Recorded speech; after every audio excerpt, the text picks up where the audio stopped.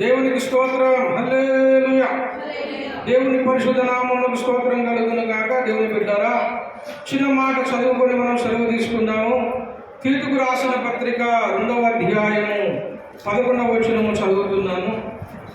ఏదైనగా సమస్త మనుషులకు రక్షణకరమైన దేవుని కృప ప్రత్యక్షమై మన భక్తిహీనతను, ఇహలోక సంబంధమైన దురాశను విసర్జించి సుప్రదమైన నిరీక్షణ నిమిత్తము అనగా మహాదేవుడును మన రక్షకుడైన యేసుక్రీస్తు మహిమ యొక్క ప్రత్యక్షత కొరకు ఎదురు చూచుచు ఈ లోకంలో స్వస్థ బుద్ధితోనూ నీతితోనూ భక్తితోనూ బ్రతుకుచుండవలనని మనకు బోధించుచున్నది. దేవునికి మహిమ కలుగునుగాక. దేవుడికి వాక్యం మన వెనుకలో దీవించునుగాక. దేవుని బిడ్డలారా, అపోస్తలుడైన పౌలు తీతుకు రాస్తూ ఒక విషయాన్ని చెబుతా ఉన్నాడు, ఒక విషయమును చెబుతున్నాడు. ఏదైనగా సమస్త మనుషులకు రక్షణకరమైన దేవుని కృప ప్రత్యక్షమైంది అంటున్నాడు. ఏలయనగా సమస్త మనుషులకు రక్షణకరమైన దేవుని కృప ప్రత్యక్షమైంది. దేవుని బిడ్డలారా, ఒక విషయాన్ని మనము గమనిద్దాము. దేవుని కృప మనకు ప్రత్యక్షమైంది అంటున్నాడు. ఏలయనగా, ఎందుకనగా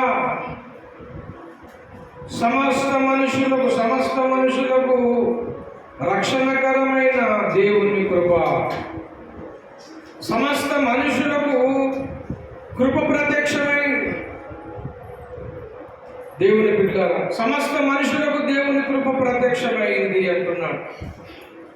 సమస్త మనుషులకు దేవుని కృప. ఏ మనుషులకంటే సమస్త మనుషులకు, భూమి మీద ఉన్న 200 దేశాల ప్రజలకు ఈ ప్రకటన దేవుడిస్తా ఉన్నాడు.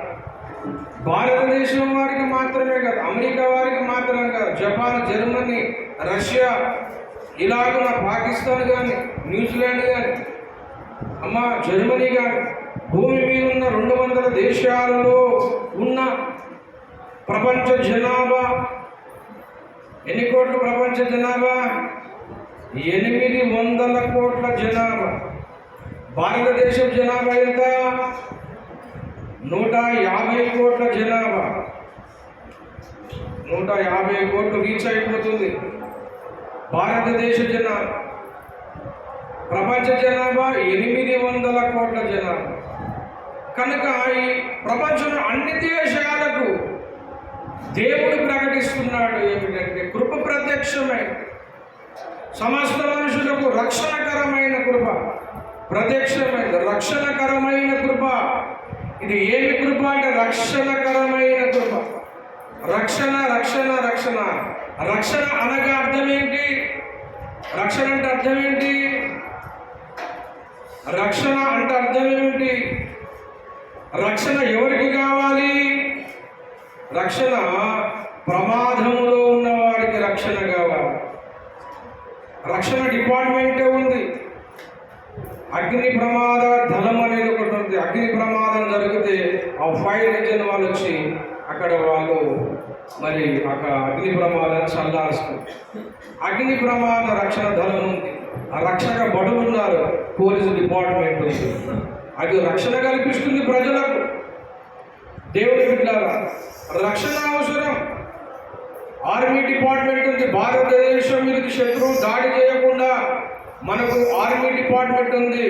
వారు మన దేశాన్ని రక్షిస్తారు. ఎందుకు? శత్రు దేశాలు మన దేశం మీద దండెత్తకుండా ఆర్మీ డిపార్ట్మెంటు, ఆర్మీ వాళ్ళు మనకు రక్షణగా ఉన్నారు. అలాగనే దేవుని బిడ్డలారా, మానవాళికి కూడా రక్షణ కావాలి. మానవాళికి కూడా రక్షణ కావాలి. ప్రమాదం నుండి కాపాడడానికి, శత్రు ప్రమాదం నుండి కాపాడడానికి ఆర్మీ కావాలి. అలాగున దేవుని బిడ్డల రక్షణ మనకు అవసరం. చెప్పులు వేసుకోవడం రక్షణ. పాద రక్షలు, చెప్పులు వేసుకోవడం మనకు పాదాలకు ఎలాంటి ముళ్ళు రాయి అలాంటివి తెలియకుండా చెప్పులు మనకు రక్షణ. ఇల్లు కూడా రక్షణ. ఎండ వాన గాలి నుండి మనము ఉండడానికి ఒక ఇల్లు, ఒక గూడు అవసరం, అది రక్షణ. మన ఒంటిని కాపాడుకోవడానికి, ఒంటిని ఒలును కాపాడుకోవడానికి వస్త్రాలు మనకు రక్షణ కదా. వస్త్రాలు మనకు రక్షణ. సమ్మర్లో ఒక రకమైన వస్త్రాలు వేస్తాం, చలికాలంలో మళ్ళీ మారుతుంది వస్త్రధారణ. కొద్ది లావుగా పటుష్టంగా ఉన్న స్వెటర్స్ వేస్తాం, ఎందుకంటే అప్పుడు ఒక రకమైన రక్షణ, మనం చలి నుండి కాపాడుకోని రక్షణ. వర్షాకాలం ఉంటుంది, అప్పుడు ఒక రెయిన్ కోట్ వేస్తాం, అదొక రక్షణ. బండి నడిపిస్తాం, అప్పుడు మనకేం కావాలి? హెల్మెట్ కావాలి. హెల్మెట్ చాలా అవసరం, అది మనకు తలకు రక్షణ ఇస్తుంది. ఇలాగ రక్షణ అనేది ఉంది దేవుని బిడ్డలారా. అలాగున మన ఆత్మకు కూడా రక్షణ కావాలి. మనలో ఆత్మ ఉంది, దేవుడు పెట్టిన ఆత్మ ఉంది, ఆత్మకు రక్షణ కావాలి. ఆత్మకు రక్షణ కావాలి దేవుని బిడ్డలారా. ఆత్మకు రక్షణ కావాలి, ఆత్మకు రక్షణ కావాలి. ఆత్మకు ఎందుకు రక్షణ కావాలి అంటే, ఆత్మకు ఎందుకు రక్షణ కావాలి అంటే, ఆత్మకు కూడా మరణం ఉంది, ఆత్మ కూడా మరణం ఉంది. ప్రకటన గ్రంథము 21వ అధ్యాయము 8వ వచనంలో ఒక మాట ఉంది, చదవండి దయచేసి. ప్రకటన గ్రంథం 21:8లో ఏముంది? పిరికివారును,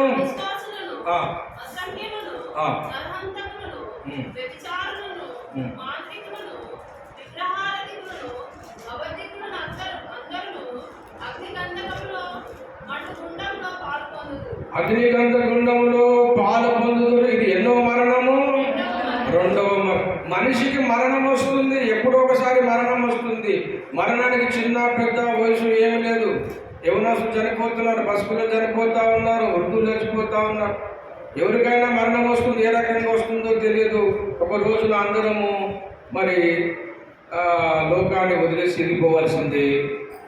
చిన్న పెద్ద లేదు మరణానికి.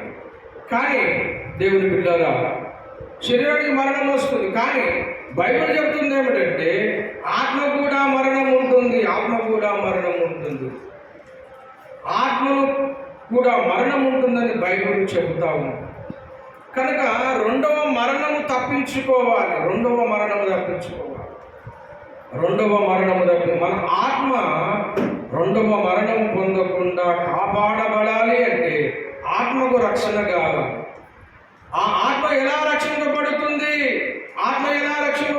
మరి ఆ రెండవ ఆత్మ, దేవుడు పెట్టిన ఆత్మ రేపు శిక్ష పొందకుండా, ఆత్మకు మరణము రాకుండా దేవుని బిడ్డల ఆత్మ కాపాడబడాలంటే ఆత్మ ఎలా కాపాడబడుతుంది? దేవుని బిడ్డల ఆత్మ కాపాడబడాలి. ఈ ఆత్మకు మరణం ఎందుకు వస్తుంది? మరి ఆత్మ రెండవ మరణానికి ఎందుకు వెళుతుంది?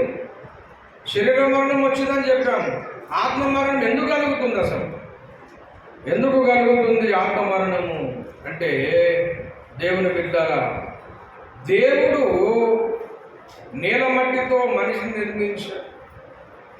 కోతి నుండి వచ్చారని సైన్స్ చెప్తుంది. డార్విన్ సిద్ధాంతం, కోతి పరిణామ దశలో కోతి మెల్లిమెల్లిగా దశలుగా మారి, ఆ కోతి ఒక దశలో పరిణామం చెంది మనుషుడిగా మారిందని డార్విన్ సిద్ధాంతం చెబుతుంది. అది తప్పే. ఒకవేళ కోతి మనిషిగా మారినట్లయితే ఇప్పుడు కోతులు ఉండకూడదు. దేవుని స్తోత్రం, హల్లెలూయా. కోతి మారి మనిషి అయిపోతుంది, ఇప్పుడు కోతులు ఉండదు కదా. మరి ఇంకా కోతులు ఎందుకు ఉన్నాయి అంటే, కోతి నుండి మనిషి రాలేడని అర్థం. కనుక దేవుని బిడ్డ, కుక్క నుండి కుక్కలే పుడుతున్నాయి, పందు నుంచి పందులే పుడుతున్నాయి. ఏ జాతి నుండి ఆ జాతి ప్రాణులే పుడతాయి. కనుక కోతుల్ని రావడం తప్పు. బైబిల్ చెప్తుంది. బైబిల్ ఏం చెప్తా ఉందంటే, నేల మట్టి నుండి మనిషిని దేవుడు తయారు చేశాడు అని చెప్తాము. కనుక మనుషులు అంటారు, మట్టి నుంచి వచ్చాం మళ్ళీ మట్టిలోకి వెళ్ళిపోతామయ్యా అని చెప్తారు. ఒక సీనీ కవి కూడా రాశాడు, మనిషిని బ్రహ్మయ్య మట్టితో చేసనయ్యా అని. మనిషిని బ్రహ్మయ్య ఏంతో చేసనయ్యా? మట్టితో చేశాడు. అవును, అది కూడా బైబిల్ చెప్తుంది బాబు, మట్టి నుండే మనిషిని దేవుడు పుట్టించాడని. కనుక ఈ మట్టి నుండి దేవుడు నిర్మించిన మనిషి, దేవుని పోలికలో దేవుడు పుట్టించిన మనిషి ఒక దశలో దేవునికే తిరుగుబాటు చేశాడు. దేవుని మాటకు తిరుగుబాటు చేసి అవిధేయుడయి పాపము తెచ్చుకున్నాడు. ఆ పాప కారణమును బట్టి ఆ మనిషికి రెండవ మరణము కలుగుతుంది. మనిషిలోకి పాపం వచ్చింది. పాపం వలన వచ్చు జీతము మరణమని బైబిల్ చెబుతుంది. దేవుడు సృష్టించిన మనిషి దేవునికి తిరుగుబాటు చేశాడు కనుక అతనికి పాపం వచ్చింది. పాపం వలన మరణం వచ్చింది. ఈ మరణమును బట్టి శిక్షాఫలముగా నరకం వెళ్ళిపోతున్నారు. పాపం చేసిన వారికి శిక్ష ఉంటుంది, తప్పు చేసిన వారికి జైల్లో వేస్తాం కదా, అట్లాగే పాపములో మరణించిన వానికి దేవుడు శిక్ష వేస్తాడు, దాన్ని నరకం అంటారు. ఈ లోకంలో తప్పు చేస్తే జైల్లో వేస్తారు పోలీసు వాళ్ళు. అదేవిధంగా మనిషిలో పాపమును బట్టి దేవుడా శిక్ష వేస్తాడు, దాన్నే నరకం అంటారు. ఈ నరకం అనే మాట అన్ని గ్రంథాలలో ఉంది. హిందూ గ్రంథాలలో ఉంది, బైబిల్లో ఉంది, ఖురాన్లో ఉంది, అన్ని గ్రంథాలలో ఉంది. కనుక పాపాన్ని బట్టి ఎవడైనా మరణము పొందితే, పాపంలోనే మరణము పొందితే వాడు రెండవ మరణము పొందుతాడు, వాడు నరకానికి వెళ్ళిపోతాడు. కనుక దేవుని బిడ్డలారా, ఈ పాపాన్ని బట్టి వచ్చే శిక్ష మరణము, దాని ఫలితము నరకము, నరకములో పడుతుంది. శిక్ష దేవుడు కలిగించే శిక్ష. కనుక నరకం ఉందని చెప్తుంది బైబిల్, స్వర్గం ఉందని చెప్తుంది, పరలోకం అని చెప్తుంది, నరకం అని చెప్తుంది. ఇదే విషయము హిందూ గ్రంథాలు కూడా చెప్తా ఉన్నాయి. మోక్షం ఉందని చెప్తా ఉంది. మోక్షము, వైకుంఠము, కైలాసము అని వేదాలు కూడా చెప్తా ఉన్నాయి. తర్వాత నరకం అని ఉంది అని కూడా గ్రంథాలు చెప్తున్నాయి. అదే ఖురాన్ చెప్తుంది, ఇతర మత గ్రంథాలని చెప్తా ఉన్నాయి. కనుక దేవుని బిడ్డలారా, శిక్షాస్థలం ఉంది, మోక్షం రెండు ఉన్నాయి. కనుక వీటి నుండి తప్పించుకోవాలి అంటే రెండు స్థలాలు ఉన్నాయి. ఒకటి పరలోకం ఉంది, ఒకటి నరకం ఉంది. ఈ పరలోకం వెళ్ళినా నువ్వు యుగ యుగాలు కోట్ల కోట్ల కోట్ల కోట్ల కోట్ల సంవత్సరాలు ఎల్లకాలము ఆ నరకములోనే ఉండాలి. స్వర్గమైన నరకమైన దాన్ని నిత్య జీవం అంటారు, నిత్య నరకం అంటారు. నిత్య జీవం పోతే నిత్యకాలం అంతా, యుగ యుగాలంతా, కోట్ల సంవత్సరాలు, నువ్వు లెక్కించలేని సంవత్సరాలు నిత్యత్వంలోనే ఉంటావు స్వర్గములో. నరకానికి వెళితే కోట్ల కోట్ల కోట్ల సంవత్సరాలు ఆ నిత్యత్వం అంతా నరకములో ఉంటావు. స్వర్గానికి పోయినా నిత్యత్వం అంతా స్వర్గములోనే, నరకానికి వెళ్ళిన నిత్యత్వం అంతా నరకములోనే. నువ్వు నిత్యత్వంలో స్వర్గానికి వెళుతావా, నరకానికి వెళుతావా? ఏ స్థలంలోకి వెళుతావు? ఈ రెండు స్థలాల్లోకి ఎక్కడికి వెళుతావో నువ్వు ఎప్పుడు డిసైడ్ చేసుకోవాలి అంటే, భూమి మీద నువ్వు బ్రతికున్నంత కాలంలో నేను దాన్ని సెలెక్ట్ చేసుకోవాలి. భూమి మీద నువ్వు బ్రతుకు కాలం ఎంత ఉంటుందో, 60, 70, 80, ఎంతకాలం బ్రతుకుతావో ఆ బ్రతుకు కాలంలో ఈ చిన్న జీవితంలోనే నువ్వు సెలెక్ట్ చేసుకోవాలి, నువ్వు నిర్ణయించుకోవాలి. నేను ఎటు పోవాలో నిర్ణయించుకోవాలి. నేను మోక్షం పోవాలా, నరకం పోవాలా, ఈ చిన్న జీవితంలో నిర్ణయించుకోవాలి. ఈ చిన్న జీవితంలో నువ్వు నిర్ణయించుకొని నేను మోక్షం వెళ్ళాలన్నా, నరకం వెళ్ళాలన్నా ఇప్పుడే నిర్ణయించుకోవాలి. నువ్వు ఎటు పోలాయినా, ఎటు వెళ్ళినా ఇక నువ్వు మళ్ళీ రావు. మోక్షం వెళ్ళినా అక్కడనే ఆనంద లోకం, అది సంతోష లోకం, యుగ యుగాలు అక్కడ దేవుతో సంతోషంగా ఉండొచ్చు. నరకానికి పోతే ఆ నరకంలో అగ్ని ఆరదు, పురుగు చావదు. ఆ నరకంలోనే యుగ యుగాలు అక్కడే ఉండాలి. అక్కడి నుంచి నువ్వు బయటికి రాలేవు. ఈ రెండు స్థలాలకు వెళ్ళాలంటే ఇప్పుడే మనిషి నువ్వు ఆలోచన చేసుకోవాలి, నన్ను స్వర్గానికి పంపించేవారెవరు? నువ్వు ఇప్పుడే డిసైడ్ చేసుకోవాలి. కనుక దేవుని బిడ్డలారా, నువ్వు ఎక్కడ వెళ్ళాలో ఇప్పుడే డిసైడ్ చేసుకోవాలి. ఎలా నువ్వు నిర్ణయించుకుంటావు అంటే, ఏ మనిషి అయినా స్వర్గం పోవాలన్నా, నరకం పోవాలంట ఒకటే ఒకటే మార్గం, ఒక విషయమును వాడు దిద్దుకోవాలి, సరి చేసుకోవాలి. మనిషిలో ఉన్న పాపము, ఆదాము నుండి వచ్చిన పాపం, మొదటి మానవు నుండి వచ్చిన ఆ అవిధేయత వలన వచ్చిన పాపము పరిహరించబడాలా, మనిషిలో ఉన్న పాపము తీసివేయబడాలా.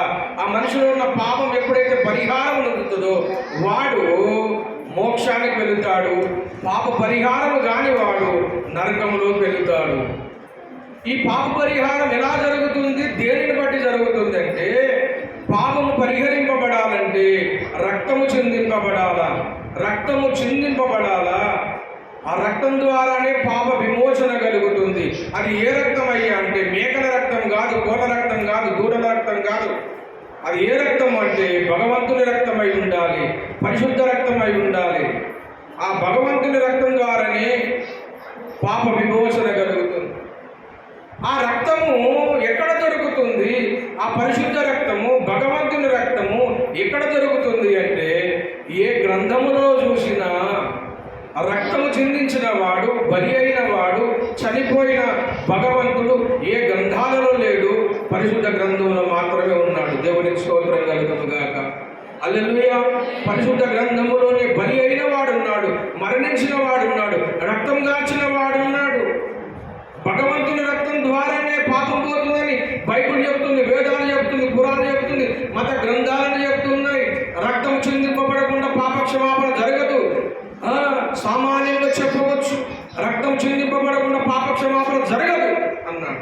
రక్తం చిందించాలి. అలా చిందించిన భగవంతుడు ఎవడు? ప్రాణం పెట్టిన భగవంతుడు ఎవడు? చనిపోయి తిరిగి లేచిన భగవంతుడు ఎవరు అంటే ఎక్కడ కనబడడు? బైబిల్లో కనబడతాడు. ఆయన పేరు నజరేయుడు అని యేసు క్రీస్తు ప్రభుల వారు. దేవునికి స్తోత్రం కలుగునుగాక. హల్లెలూయా. దేవుని బిడ్డలారా, పాపం పరిహరించేవాడు యేసు ప్రభుల వారు. ఆ యేసును ఆశ్రయించగలిగితే నీ జన్మ పాపము, కర్మ పాపము పరిహరింపబడుతుంది. నీ పాపము పరిహరింపబడగలిగితే నువ్వు రెండవ మరణము తప్పించుకొని మోక్షానికి వెళ్ళగలవు. ఆ భగవంతుని రక్తంలో నువ్వు కడగబడకపోతే నిత్య నరకానికి వెళుతావు. ఇలాగున రక్తము చిందించిన భగవంతుడు 2000 సంవత్సరాల క్రితము కృపగా ప్రత్యక్షమయ్యాడు. అదే మనం చదివిన మూలవాక్యము 2:11.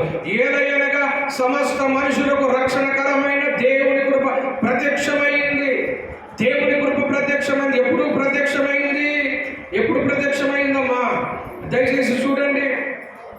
దయచేసి రోమాపత్రిక 5వ అధ్యాయం చూడండి. దయచేసి రోమాపత్రిక 5.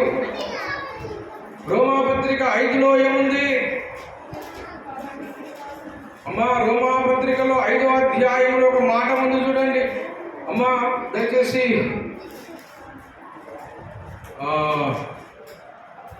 ఒక్క మాట దయచేసి చెప్తాను. గలతీ పత్రిక అనుకుంటా. గలతీ పత్రిక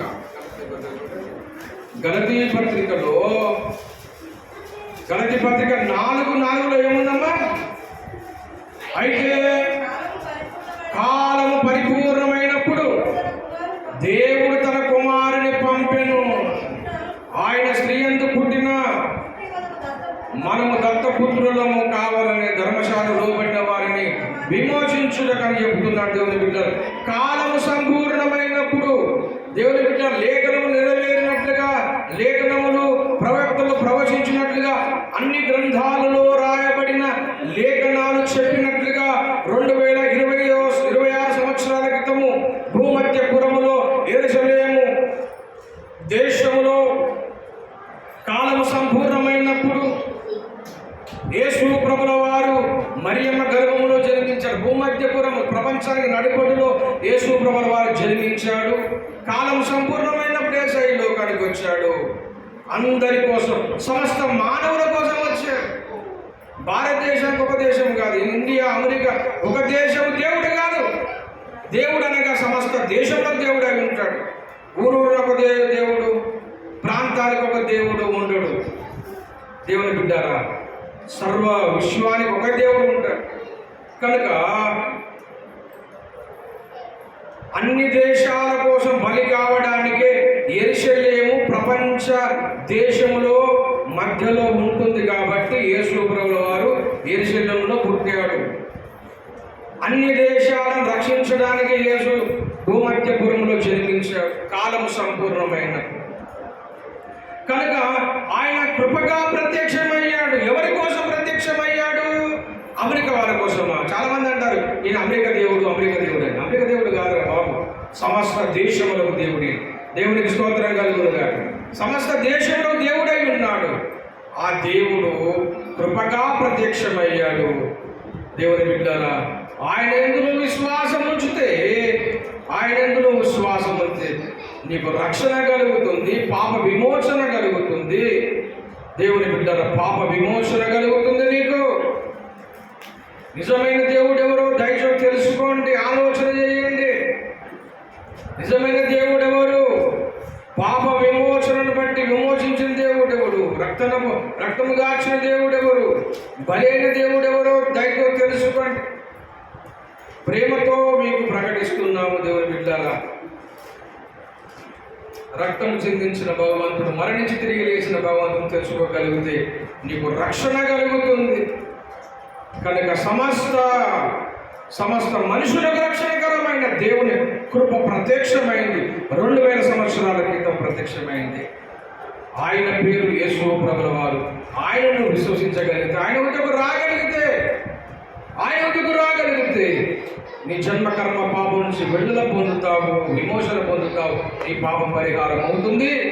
దేవుని బిడ్డలారా, రెండవ మరణాన్ని తప్పించుకుంటావు, యుగాలు దేవునితో ఉండగలుగుతావు. అట్టి కృప యేసయ్య చేసుకున్నాడు. యేసు నమ్ముకుంటే రక్షణ కలుగుతుంది. ఆవేశపడద్దు, దయచేసి ఆవేశపడద్దు. ఆలోచించండి, యథార్థంగా ఆలోచించండి, న్యాయంగా ఆలోచించండి. నిజ దేవుడో ఎవరో మీకు ప్రత్యక్షమవుతాడు, మిమ్మల్ని రక్షిస్తాడు, మీ పాపం పరిహరిస్తాడు, మిమ్మల్ని విమోచిస్తాడు, మీకు రక్షణ కలుగుతుంది. ఈ లోకంలో కన్ను మూస్తే దేవుని లోకంలో ప్రత్యక్షమవుతావు. దేవునితో యుగయుగాలు సంతోషంగా ఆనందంగా ఉండగలుగుతావు. ప్రేమతో హెచ్చరిస్తూ, ప్రేమతో మీకు ఈ ప్రకటన చేస్తూ ఉన్నాము. దేవుని బిడ్డరా, ఇటు కృప మీకు అందరికీ దేవుడు అనుగ్రహించును గాక. ప్రార్థన చేసుకుందాం. తలలో వచ్చి ప్రేమ కలిగిన మా పరిశుద్ధ పరమ తండ్రి యేసయ్యా, నీకు స్తోత్రములు నాయన. సమస్త మనుషులకు రక్షణకరమైన దేవుని కృప ప్రత్యక్షమైంది. కాలం సంపూర్ణమైన కృపగా ప్రత్యక్షమైన నజరుడైన యేసయ్యా, అందరూ కూడా నేను తెలుసుకున్నప్పుడు దయచేయండి. సర్వమానవాళి కోసం ప్రత్యక్షమయ్యాం. సర్వమానవాళి కోసం నీ ప్రాణం పెట్టావు. దేవుడు లోకం ఎంతో ప్రేమిస్తున్నాడు. కాగా తన ద్వితీయ కుమారుని విశ్వాసం నుంచి వాడు నశింపగా నిత్య జీవును పొందుతాడు. ప్రభువా, నీ యందు విశ్వాసం ఉంచి ప్రభువా, బిడ్డలకు అందరికీ దయచేసి మనోనేత్రా తెరువు నాయన. అయ్యా, నీ వందనం. పాపమును విడిపించే దేవుడు అని తెలుసుకుని గొప్ప దయచేయ్యా. పాపను విడిపించే దేవుడు నీవని తెలుసుకుని గొప్ప దయచేయండి నాయన. పాపం పరిహరించే దేవుడు నీవని తెలుసుకుని గొప్ప దయచేయండి. మోక్షం ఇచ్చే దేవుడు నువ్వని తెలుసుకుని గొప్ప దయచేయండి. ప్రాణం పెట్టి మరణించి తిరిగి లేచి మరణాన్ని గెలిచే దేవుడు అని తెలుసుకుని కృపనివ్వండి నాయన. అందరితో మాట్లాడుతాను, కృప చూపించండి, సహాయం తెచ్చింది మరి ప్రార్థిస్తున్నాను. అయ్యా, నువ్వు ఒక వర్గానికి, ఒక దేశానికి, ఒక మతానికి దేవుడవు కాదు నాయన. సమస్త మనుషులకు దేవుడు, సమస్త దేశములకు దేవుడు అయ్యా. అట్టి కృప తెలుసుకునే భాగ్యం అందరికీ దయచేయండి. అందరిలో ఈ వాక్యం ఫలింపజేయండి. కృప చూపించమని యేసయ్య నామమున అడుగుతున్నాము మా పరమ తండ్రి. తండ్రి దేవుని ప్రేమ, కుమారుని కృప, పరిశుద్ధాత్మ సహవాసనిధి ఇప్పుడు మనకు భూలోకమందున సకల భక్త కోడి సదాకాలము తోడై ఉండునుగాక. ఆమేన్, ఆమేన్, ఆమేన్. అందరికీ వందనాలు. Praise the lord. దేవుడిని దీవించును.